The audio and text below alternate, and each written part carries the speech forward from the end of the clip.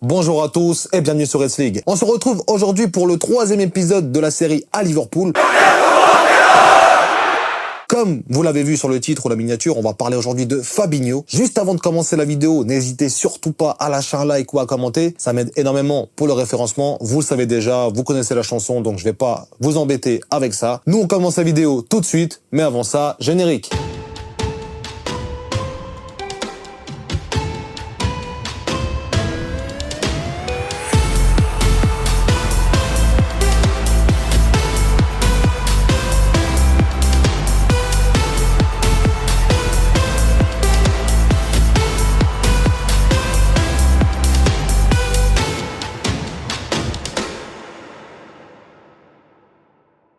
Donc, on va parler de Fabinho. Comme à l'accoutumée, on va commencer par un ressenti assez personnel et après on va vraiment aller dans le vif du sujet avec les stats, etc. Donc, mon ressenti personnel, je pense que c'est le ressenti aussi de beaucoup de fans de Liverpool, c'est que il y a eu un avant et un après Fabinho. Je sais que j'ai dit pareil pour Sadio Mané, mais là pour le coup, c'est vraiment réel. Ça veut dire que dès que Fabinho arrive dans cette équipe, c'est titre assuré quasiment chaque saison. Alors certes, on a gagné des Carabao Cup, des FA Cup, etc. Mais c'était quand même des titres chaque saison. Donc il est arrivé, on a gagné, sauf erreur, la Champions League. Après, droit derrière, on a gagné la Première Ligue. Donc c'est quand même des gros titres. On va pas se mentir par rapport à ça. Mais au-delà de ça, le fait qu'il ait fait gagner cette équipe, il a amené une certaine stabilité dans ce milieu de terrain. Parce qu'il faut se dire un truc, c'est qu'avant qu'il arrive, on avait Anderson, pour ceux qui se souviennent, Oxlade-Chamberlain et Wijnaldum en titulaire. Ok, après ça permutait, t'avais des fois des Lallana, etc. qui rentraient, des Milner, Emre Can, je crois à cette époque-là même, ou bien je crois qu'il était parti. Mais bref, c'est pour dire que c'était assez léger, c'était pas vraiment complémentaire. On a un Oxlade qui pouvait jouer un peu plus haut sur le terrain, et on avait un Wijnaldum et un Anderson plus un peu en double pivot, comme on peut revoir aujourd'hui avec Gravenberch et McAllister. Ah, la différence, c'est que Fabinho, c'est vraiment un 6. Vraiment un 6 pur de métier, 6 même à l'ancienne, mélangé avec certaines touches de modernité. Mais c'est quand même un 6 pur. Donc, ils n'ont pas les mêmes attributs qu'aujourd'hui on a à Liverpool, par exemple, avec des milieux de terrain très, comment dire, moins dans l'anticipation des passes et dans la couverture de la défense, mais beaucoup plus dans la projection. Fabinho, c'était l'inverse. Il était vraiment là pour couvrir ces milieux de terrain qui montaient très haut pour presser. Et lui, il était vraiment là, souvent, sur la même ligne des fois que Van Dijk et à l'époque Matip ou Gomez. Donc c'est pour dire à quel point c'est pas du tout le même profil. Profil très 6 quoi, très milieu défensif. C'est vrai que quand il est arrivé à Liverpool, je pense qu'on l'a tous vu, c'était quand même assez compliqué pour lui de s'intégrer dans cette équipe. On a vu pas mal de passages à vide, surtout au début. Je crois que les premiers mois sont vraiment pas bons. Il doit d'ailleurs aller sur le banc assez régulièrement, donc c'est pour dire. Mais dès qu'il s'installe dans cette équipe, les gars, il est injouable. Moi, je m'en souviens, je pense qu'on s'en souvient tous, de certains matchs références, des menaces contre City. D'ailleurs, il n'a pas beaucoup de buts, mais les buts qu'il met, souvent, sont très beaux. J'en souviens aussi contre Villarreal. Tous les buts qu'il met, les gars, c'est des buts vachement importants. Contre Villarreal, c'est vraiment un but qui permet de faire souffler Liverpool parce que durant ce match retour, c'était compliqué. Il nous a fait gagner des matchs contre City. Contre Crystal Palace, je m'en souviens aussi d'un match où il met une grosse menace. Et c'est un match compliqué. Donc, il nous a toujours sorti de situations assez compliquées, Fabinho. On va pas se mentir. Donc, à ce niveau-là, voilà. Après, au niveau, on va dire, par rapport à la personnalité du joueur, on a parlé déjà de Mané, de Shaqiri, etc. C'est un joueur qui était aussi assez discret, qui était assez humble, au final, je trouvais. Il pouvait, des fois, un peu provoquer des joueurs, mais voilà, on est sur un terrain de foot, les gars, c'est un peu normal. Mais, en général, c'est quand même une personnalité assez humble. Il a eu quelques petits cartons rouges avec Liverpool, quand même. Donc, voilà, au niveau de la personnalité, je trouvais que c'était quand même une assez bonne personnalité dans ce club, et surtout, il respirait ce club.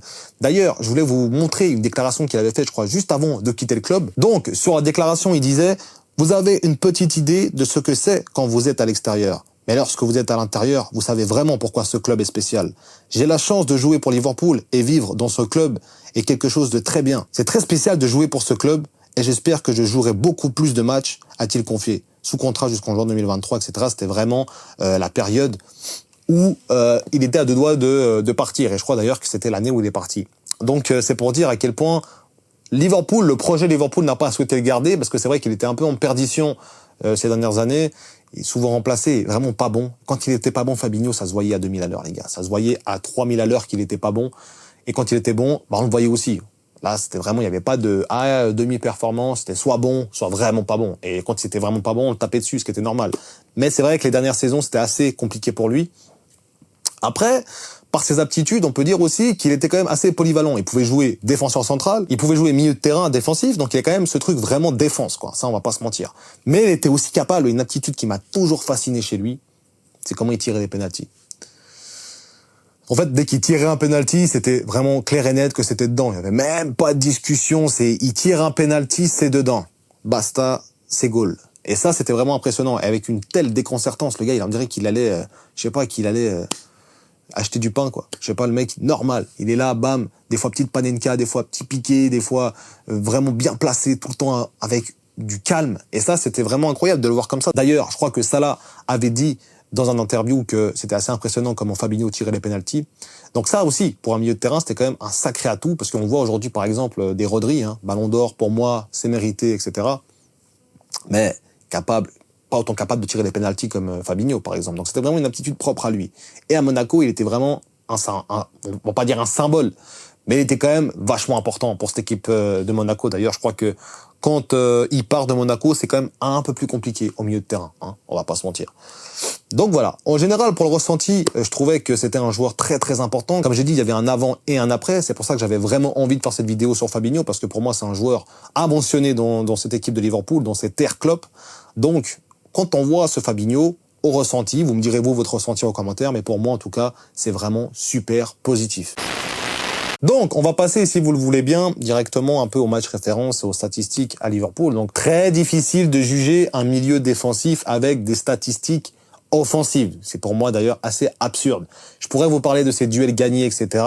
Mais bon, sur des années, des matchs et des matchs, c'est très compliqué d'avoir un pourcentage qui soit assez précis et assez représentatif de ce qu'il a pu faire sur le moment. Parce que des fois, voilà, comme je vous ai dit, la dernière saison était assez cata. Si on se fie à cette saison, plus les autres saisons, ça va pas être représentatif de ce qu'il a fait vraiment pour le club. Donc je pense qu'on a tous une image de Fabinho assez positive, mais assez négative à la fois. J'ai en image un match qui me restera gravé à vie. C'est vraiment ce match contre Manchester City, les gars. Avec ce magnifique but de Salah, là. Et je pense que vous avez tous cette image en tête quand vous pensez à ce match. Quand on voit l'action, on se dit, mais comment elle rentre pas, cette balle? Comment c'est possible qu'elle ne rentre pas? Et ben pourtant c'est arrivé. Il a fait un contrôle, il a pris trop de temps, et c'est là où pour moi il m'a dégoûté, parce que très sincèrement on perd le championnat à 1 point près. On aurait gagné ce match, on aurait été champion. Alors oui, avec des si, on refait le monde, on coupe du bois ou ce que tu veux. Mais c'est quand même important de le souligner que sur cette action, en tout cas, c'est là où moi il m'a dégoûté. Franchement, sur cette action, il m'a sérieusement dégoûté. Je me souviens que je l'avais insulté devant mon écran. Il m'avait vraiment vachement dégoûté, quoi. Donc c'est aussi ça un peu Fabinho, c'est capable du meilleur comme du pire, peut-être même des fois dans le même match, dans la même année, dans la même saison.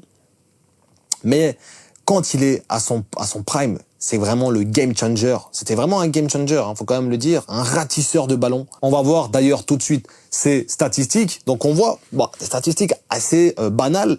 Donc on a pour un milieu de terrain, parce que je sais que même des Busquets ou quoi que ce soit ont quand même des statistiques un peu plus impressionnantes, 219 matchs joués en total avec Liverpool pour 11 buts et 9 passes décisives. Donc ce qui est assez, pour moi, correct pour un milieu défensif. Mais ce qu'il faut voir encore une fois, c'est l'importance de ces buts. Comme je l'avais dit au début de vidéo, contre Villarreal, c'est compliqué. Contre City, des buts tout le temps très importants. Donc, ces buts ont plus de valeur que s'il avait marqué le 5-0 contre Huddersfield ou je sais pas qui. Donc ça, déjà, c'est à prendre en compte. Donc, si maintenant on fait un peu le bilan sur Fabinho, c'est clair que la fin de son ère à Liverpool n'a pas été des plus positives. Mais, je garde en mémoire, franchement, ces matchs avec une énorme maîtrise, une énorme qualité défensive, un calme pour pouvoir redonner le ballon un peu en meneur de jeu, relayeur comme ça, vraiment assez bas, mais il était capable de repousser un peu le ballon, et il était capable aussi de jouer très défensif. Donc ça, c'est quand même un bon point pour lui. Il a changé aussi ce milieu de terrain à Liverpool, qui était beaucoup plus équilibré une fois qu'il était là, parce qu'on avait vraiment un Fabinho qui était devant la défense, et on avait un Anderson et un Wijnaldum. Et là, ça se complétait beaucoup mieux. Parce que même Anderson, il sortait des fois, on pouvait mettre un Naby Keita pour avoir un côté un peu plus fin, plus offensif. On avait des possibilités, mais Fabinho, généralement, il restait sur place. Donc, c'était très intéressant. Franchement, de voir Fabinho à Liverpool, un grand joueur quand même.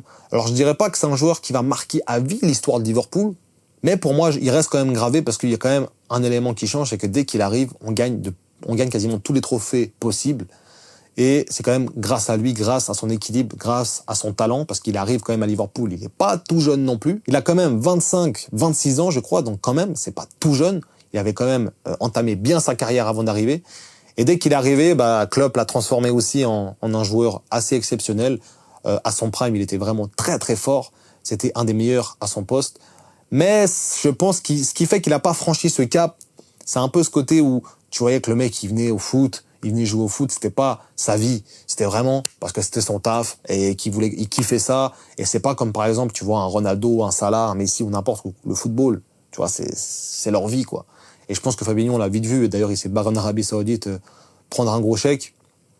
Donc voilà. En général, moi, je suis très satisfait d'avoir eu ce joueur. Si maintenant on peut parler des matchs références, on a des matchs contre City, comme je l'ai dit, contre Villarreal, des matchs même en Première Ligue où il fait des super matchs défensivement.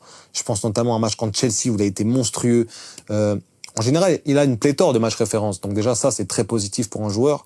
Et dû à son poste, encore une fois, qui est défensif, on peut pas s'attendre à des stats de fou. Donc pour ça, c'est normal. Donc les gars, on va passer directement à la note. Donc j'ai pris en compte plusieurs choses en notant Fabinho. Déjà, tout ce qu'on a parlé durant la vidéo, je pense que vous l'avez compris aussi, ça rentre en jeu.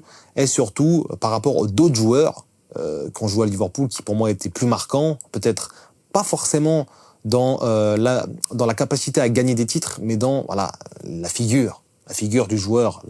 C'est une star ou pas. Alors, pour moi, une star, ça ne fait pas forcément un grand joueur, mais ça influe quand même pas mal de se dire, ok, il a marqué son club ou pas. Donc, c'est pour ça que j'ai mis la note de Fabinho de 16,5 sur 20. Donc, pour moi, c'est une note vraiment qui est correcte, parce que, mine de rien, il avait quand même quelques passages à vide. Les passages où il était vraiment fort, il était présent, il était injouable. Mais je pense que 16,5 sur 20, c'est vraiment une bonne note. Ça représente bien ce qu'il a pu faire au club. Donc, on voit qu'un Shaqiri a eu un 14,5, par exemple.